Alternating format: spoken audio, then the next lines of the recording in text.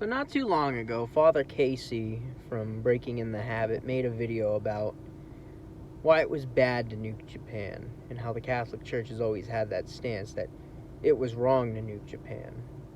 I'd like to argue that, though. I think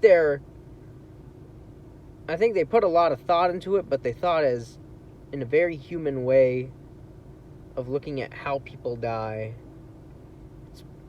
10 people dying, loud and horrifically, is worse than 100 people dying quietly. Nukes kill hundreds of thousands. Famines kill millions.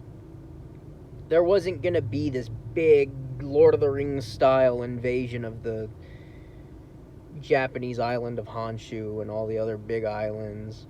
It was going to be a naval blockade with bombing runs, and we destroy their infrastructure. You want to see millions of people starve? Deindustrialize a country in just a matter of weeks, and you'll see millions of people starve to death.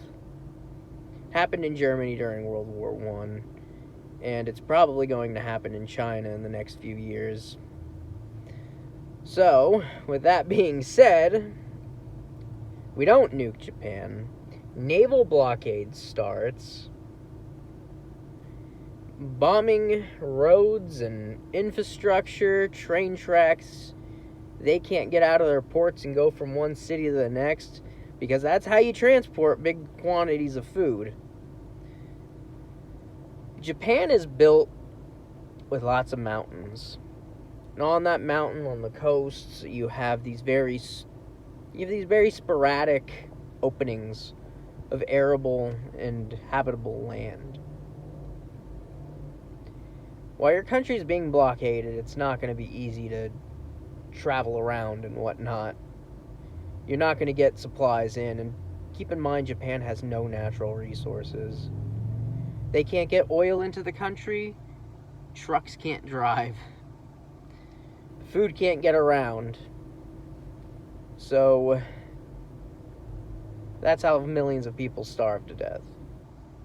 Now, Michael from Vsauce made a very good point that if 1 in 1,000 people every year, like cigarettes, let's imagine cigarettes have no adverse health consequences whatsoever, but every year, 1 in 1,000 users will have their heads explode. Cigarettes would be taken off the shelves without a question. But that's how people die. That's how many people die of smoking every year. It's about 1 in 1,000 users.